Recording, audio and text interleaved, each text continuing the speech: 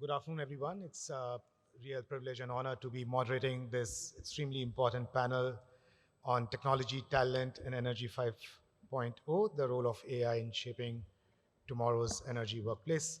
The panel needs no introduction, and some of our guests who are probably new to the audience, we'll ask them through the Q&A to explain a little bit more about what their organizations do. So let me make some opening comments. And this will be a very interactive session. So please be ready for questions. Instead of coming this way, they may come this way. So, we all have heard about AI. It represents a massive technology, economic, even, social revolution. And our research suggests that oil and gas companies are really starting to deploy AI, whether it is in functions, in administrative functions, in exploration and production, in maintenance, bunch of things. And leaders are really starting to get some very, very good uplift in their profits. So I think everyone agrees and believes that AI is the future. So a question to the audience first. What I have just said, how much do you believe is real and how much do you believe is hype? I have three options and I want a raise of hands. People who believe it is 30% real at this stage, 30% or lower, raise your hands. A few, okay. 60% believe it's real. I mean, the whole thing about AI is 60%. Oh, I see a lot of more hands going up. And people who believe it is the world of AI already and 90% is real. Okay, I have some few hands. So it's a little bit in the middle. So it's a pretty interesting answer. Few skeptics, few enthusiasts, a lot of people in the middle. So I'll start with you, Rashmi and Ankur. Um, you represent some of the largest organizations, 18,000 officers, 15 odd thousand engineers for you, and a very impressive number for you as well at OIL. How are your organizations thinking about AI investments? How do you think about impact that comes from AI? No, I think it's on. Yeah. So I tend to agree with the audience that AI is here to stay, and once having established that it's a reality, I mean there is no question of whether you have to leverage AI or not. It's like a done deal. And when we look at how do we intend to invest in AI, see, it's about investing in which ways and which places. And the way we are looking at Indian Oil is, we are looking at a very three-pronged strategy kind of strategy for investment in AI. One is baseline literacy, because like you mentioned, we are an engineering organization and we do believe that there has to be a baseline literacy in our entire workforce. And when I mean workforce, I also mean my operators and technicians also need to have a baseline literacy as far as AI is concerned. Then there are business use cases. Now, with so much of open AI sources, there has to be a question of, making your employees ready to use those open spaces in an ethical manner, in a prudent manner, in a manner in which they can leverage it, but at the same time maintain data confidentiality, data integrity. And the third is leveraging the technological efficiency part of AI. That is where the real investment goes, because we are a heavily engineering dependent company and we have so many technical data points, I would say. So how do you leverage it to build efficiencies? How do you leverage it to reduce your fuel loss? How do you build it to improve your yield, get the best product mix? That is where the investment and the business outcome that we are focusing on. Fantastic.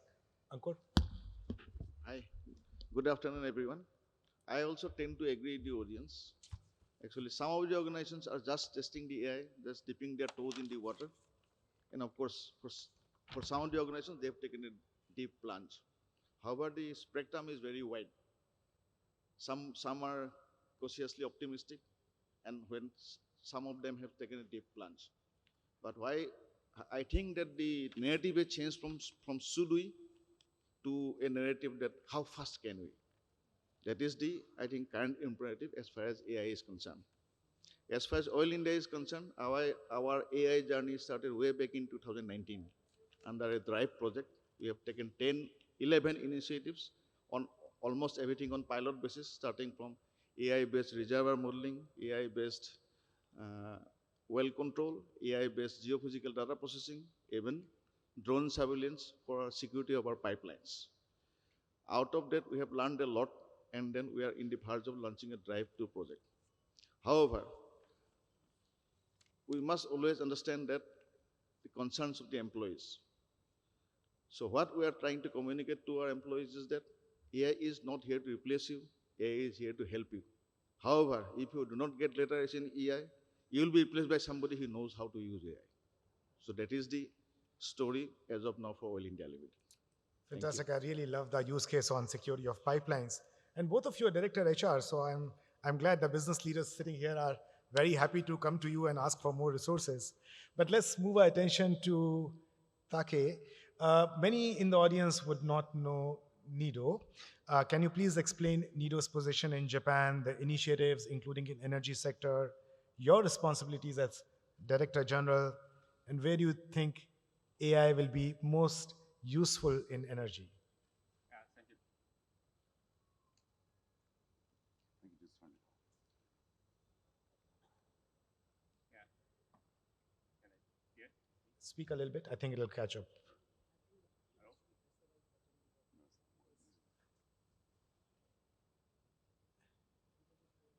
Hello? No, I think it's, yeah. No. Can we have some help here? Yeah, no.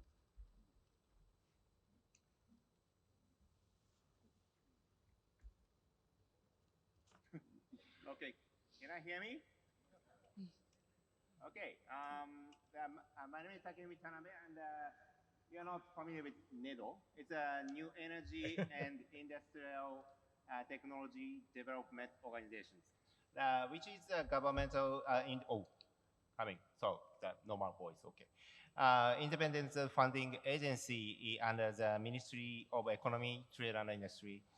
And we support the research and development in energy and industrial technology sectors. And my responsibility is the head of the TSC. It's a TSC is a Technology and Innovation Strategy Center. And my role is kind of the technology intelligence role, and identifying is next generation promising area, which is a frontier area to which the Japanese government should invest in. And so that we look at some long-term technology forecasting and future. And so the AI is a very important technologies and in various areas, and the AI itself is important as well. So my expectation is which area is AI is useful in the energy sector. And energy related R&D project in NEDO can be broadly categorized and, 4 areas: energy generation, energy storage, energy saving, and energy management. And as AI is a fundamental technologies, it will be utilized across all these 4 fields, of course. But I believe that among them, the particularly promising progress can be expected as energy saving and energy management. Because energy saving is very, very important to Japan because we don't have any natural sources, so it's very keen. But so the AI will give us the new solutions, and we are very expected about that. And also the energy management is a very, very should be the sophisticated in especially in the electricity. So the AI can be used that kind of areas, and we have a lot of projects inside of the NEDO. Fantastic. That's a pretty broad spectrum from savings management. So we really look forward to more perspective. Gino, I mean, the you kind of run a global business, and energy operations are becoming very complex, digitized, interconnected. Failure happen here, impact can be felt at many other parts, So, from your perspective, what does good look like? Sure. I think when we think about what good looks like companies that are already embracing AI. They're already starting to move into applications that are native AI capable, and they're starting to deploy these applications within their enterprise in areas like that aren't going to affect the process that are safe stomping grounds for testing new technologies. Areas around asset performance management is a good one, giving you information on when a piece of equipment could potentially fail and giving you a timeline of how you can respond to that particular failure. Another great example is energy optimization, which was just mentioned. Another great area which can give customers real tangible value and savings as they look to get more comfortable as they move into AI, for sure. So there's a lot of areas where you can start and begin to define what good looks like in your own corporation. Yeah, fantastic. So already you're starting to say that visible signs of success are there, and good. Let's move the gears a little bit, and I think both Rashmi and Ankur did allude to that. So if AI is the engine of transformation of future, then skills are the fuel to bring about this transformation. And that's where also most organizations are constrained. I mean, we do at BCG a lot of reports, studies, meet a lot of employees to understand what is happening. And often employees would say 75% of our employees in the latest survey suggested that they feel under supported for the kind of trainings that are required to be AI ready. Establishing some inventory of skills.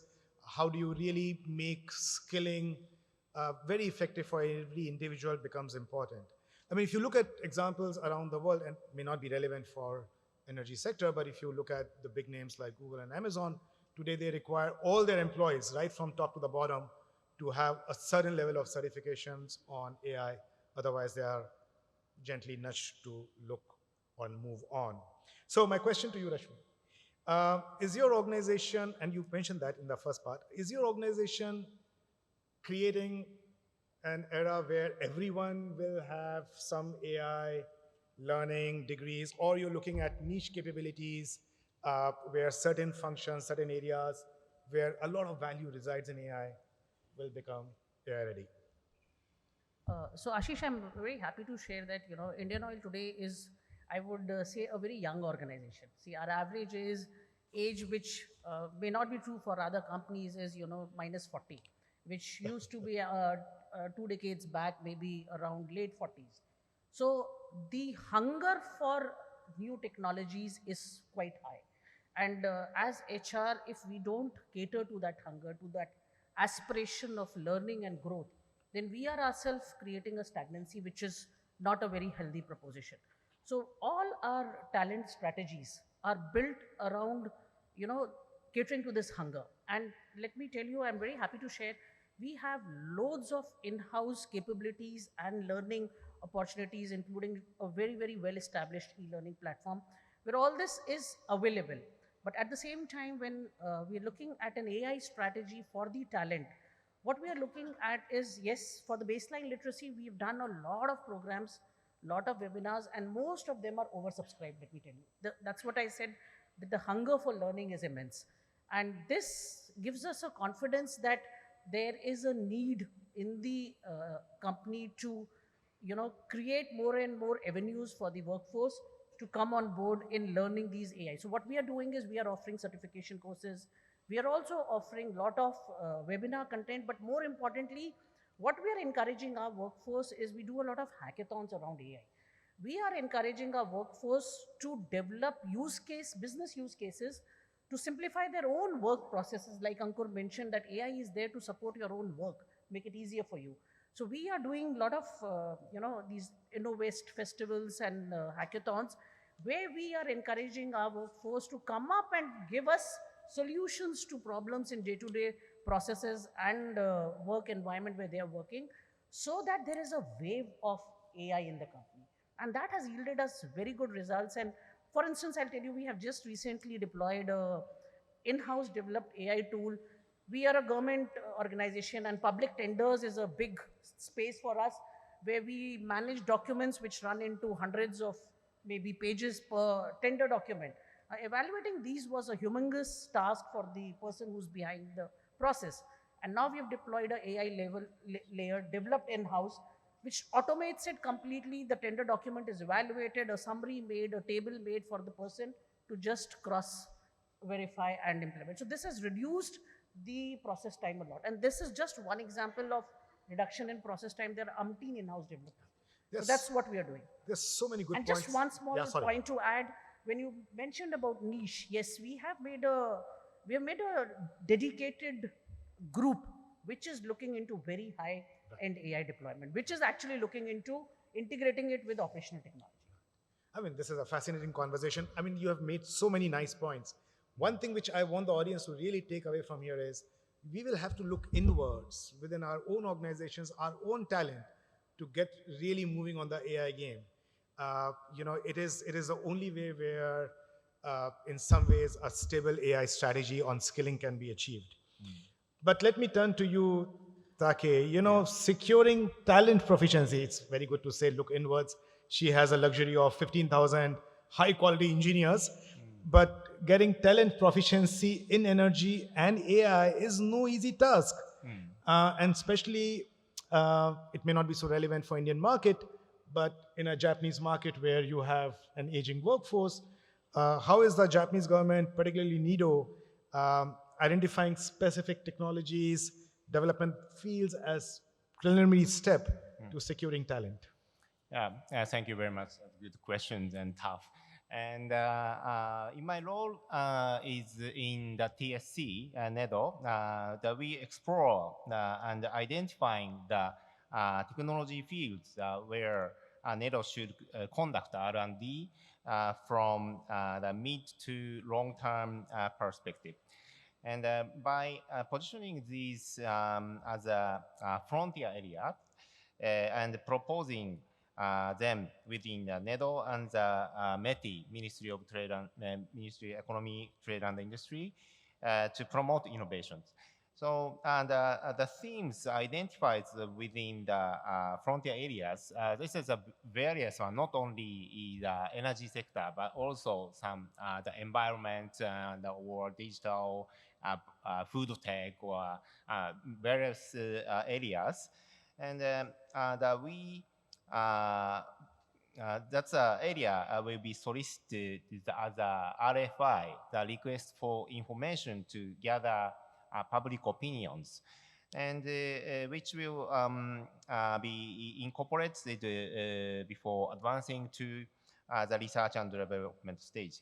So through these kind of the R&D process and investments in front of the areas, especially for in the energy sector, whatever is fine. The NIDO or the strongly demand the outcomes and or efficiency. So in that case, the proposals will hopefully use AI because the new achievement, the overcome of our request can be done by the AI. So through that process, we are forming the AI talents under the R&D process. So just building the AI capability is very difficult. So as the Ms.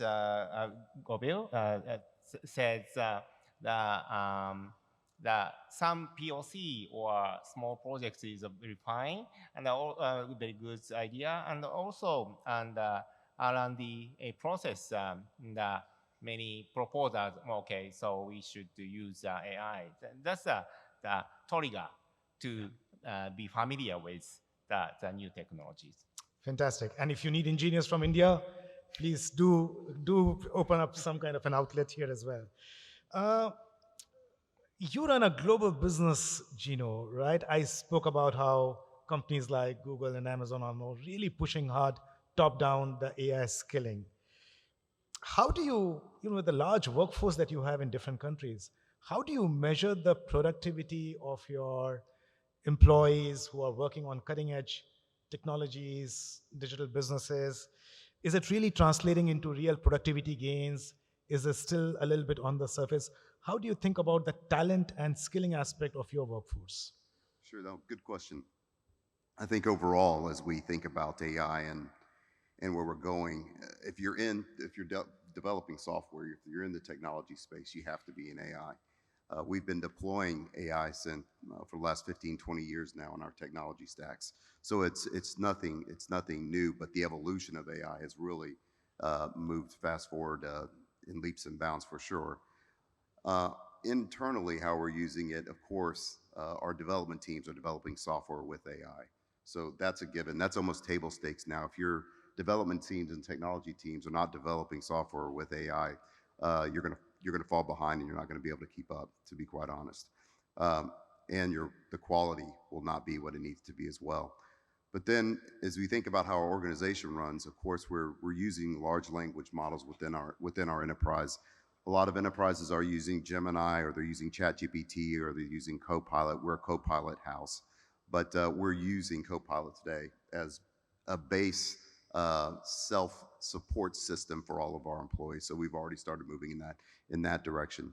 So becoming familiar and working with AI is a must, because as we look at how we're going to grow the organization will grow around these AI tools, and will look to use these AI tools to leverage the workforce that we have today.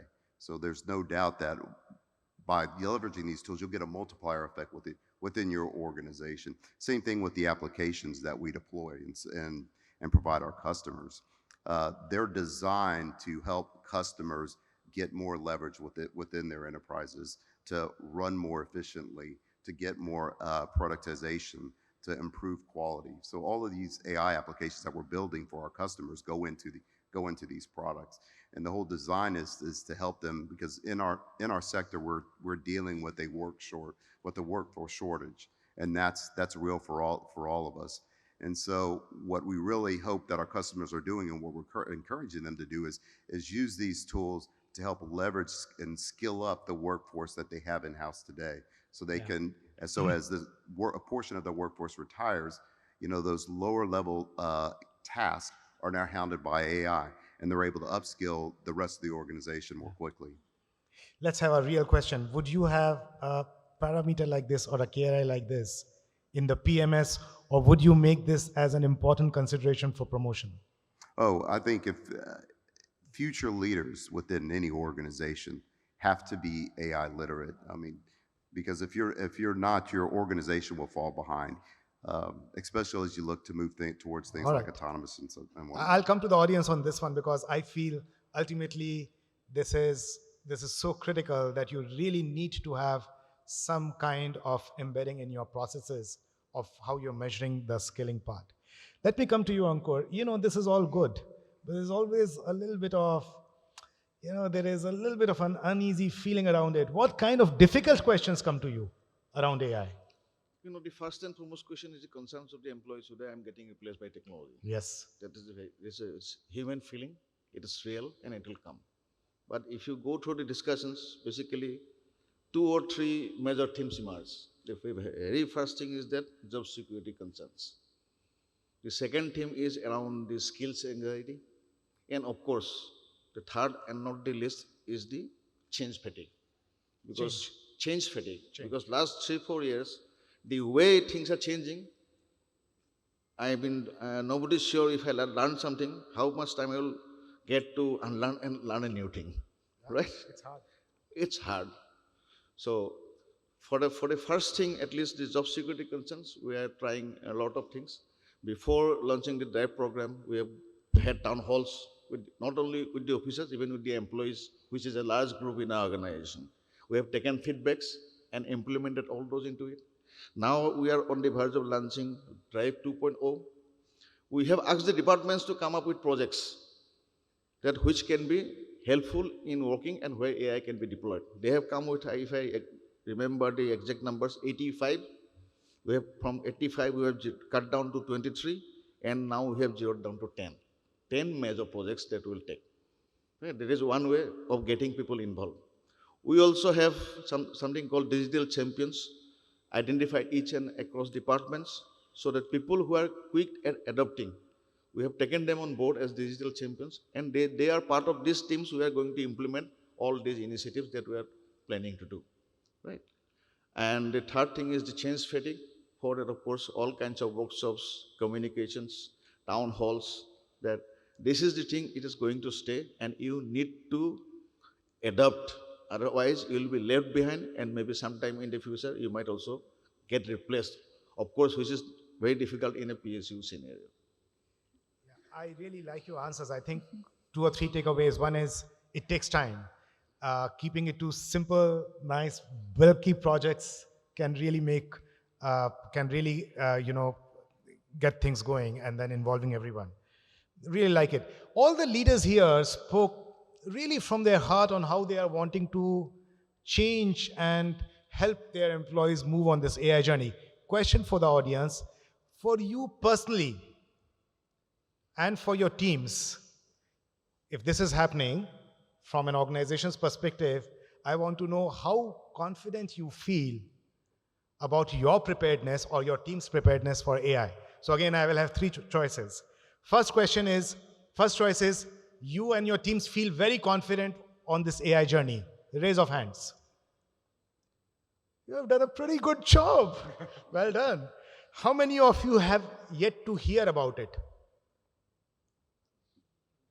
Nobody? Okay. And then I think I should not even ask about yet to touch my department. It is in the pipeline. Kudos to all of you. Well done. Let's move on. Look, PSUs had a particular way of hiring, and that has worked well. We got a lot of employee loyalty. We got some great talent, and I think that model has no challenge. But as the skills are changing and the kind of skills that you need for future are changing, Rashmi, do you think you need some agility in your workforce design? Do you want to have a different kind of workforce model which can allow you to be a little bit more tuned into future? Ashish, we've been around for a good 60 plus years. And we've been doing and going from strength to strength. And when you've been going from strength to strength, I think agility becomes an integral part of our DNA. And though you said that PSUs have a very, straight-laced work structure, it's not actually the way it works. What has worked for us is, we are a pan-India company. We have 600 odd locations across the length and breadth of the country into not only various geography, various product lines, various functional verticals that we are actually having. And when you have, such a integrated system, the agility becomes an integral part because you have to move your workforce around these product lines, these functional lines, so that they come out as a very well-rounded kind of a talent pool which grows in the leadership. So their agility forms a part of the work culture itself. So that's when I said we are a young organization where appetite for learning is high. That also is a part of learning, is a part of the DNA. You're expected to be on your toes, know the new technologies that are coming, and also execute them and implement them. So that, having said that, there's always been we've always been doing some lateral hires wherever we need some niche talent which we don't have, and from there on we have grown to build our own internal talent pool. So we have been hiring people laterally, but though fewer in number, but we've been doing very successfully in grooming our own in-house talent to integrate their processes with the niche latest technology. So that's why we've been able to keep our workforce on toes. Fantastic. Great. I'll move to you, Gino. When we speak about this AI, and earlier it was just a decision support, but now it is, as the technology moves forward, it will gain more eminence in decision making, may start to make some decisions as agentic AI comes in. How do you develop trust between these systems and the human workforce, which has to then work together? Sure. No, I think one of the things is I think you should always think big when you're thinking about moving into, because when you talk about augmented operations, you're talking about moving towards autonomous. And so as you think about moving towards autonomous, I think you need to think big, but start small. And so I think you start off with applications that are designed. There's applications that are designed to augment the operator today, like in asset performance management. If you're a user of our application, you can actually when you see a failure coming, it will tell you that a failure is coming, and you can ask questions about when was the last time this failure happened, how did the system how did we respond to this failure last time, and then the system can actually begin to make recommendations on what you should do. And then once the system goes into recommendation mode, that is when you're augmenting the operator. So look at applications that are low risk, that don't affect the process. Start there. And then as you get comfortable with working with an augmented environment, then move on to things like true augmented operations, which we have a technology that does that for our customers that are using our control system. What we'll do is with augmented operators, the technology name, we're enabling customers to put in this technology, and once the technology learns the process and models the process and models responses, what we're enabling our customers to do then is the system will tell the person, once you move out of that optimal operating window and it notices that that condition is starting to drift, what the system will do is it will, one, alert you that you're drifting out of your optimal operating window. Two, it will make recommendations on what you should do as corrective action to move back into the optimal operating window. And so this is new emerging technology that we're bringing to market. We've been working with customers on this for the last 2 years, but now it's ready to roll. It's ready to move into the market. So you'll see announcements from us actually in this quarter in Q1 around augmented operations. So if you're interested in looking at this technology, feel free to reach out, because we're looking for customers to work with as we begin to onboard. Fantastic. I think what you said could be also very useful to do some show and tell. I think that could be also very interesting to develop more confidence. I'll move to you, Ankur. I think you really touched some of the key points on thinking about change and the human aspect of it. Adoption of technology takes time. Do you think we are being impatient? At least I am impatient. You're impatient? Okay. So you think that's a good thing? Okay. So it is actually taking a lot of time. It should not take so much time. Okay. Okay. You should have been up and running with all the projects by this time. All right. He wants all his 10 mega projects to be delivered as of yesterday. I like the value element in your answer. This leads me into you, Rashmi, and to you, Take. If there is one enabler you would like to dial up, which will enable the full value, and as Ankur said, I'm impatient, I want the results as of yesterday, what would be that one enabler you would like to dial up? So Ashish, the first time I read about computers, it was garbage in, garbage out. Now here is a technology which is continuously learning, and is based on a learning model. So if the syllabus is itself wrong, the results are going to be, the answers are also going to be faulty. So the one enabler that I'm looking at, especially for my organization, is the data points have to be extremely clean. They have to be the quality of data, the input quality, the intermingling of data points, those are issues and challenges which we are grappling with, and which I would really want to scale up so that we can actually deploy large scale AI solutions to the company. Data, fantastic. So Take. just to cut Yeah, in, please. just one or two words. I agree with Rashmi, but I think what we need to focus more on the prompt engineering. Prompt engineering. Unless people are educated in prompting the system, then you will not get the desired output. Right. I'm not sure I'm sitting with Director HRs or Director Technologies here. Take? Yeah, that's a very good question. And in my experience of the policy of the promoting the digital transformation. The same things happen now, and in that sense, the important enabler is the people's acceptance of the new technologies. So the Gino's recommendation, just start small, is very important because 10 years ago I promoted the digital transformation in Japan. That many management and people, staffs, the DX is very important, I understand. But Fantastic.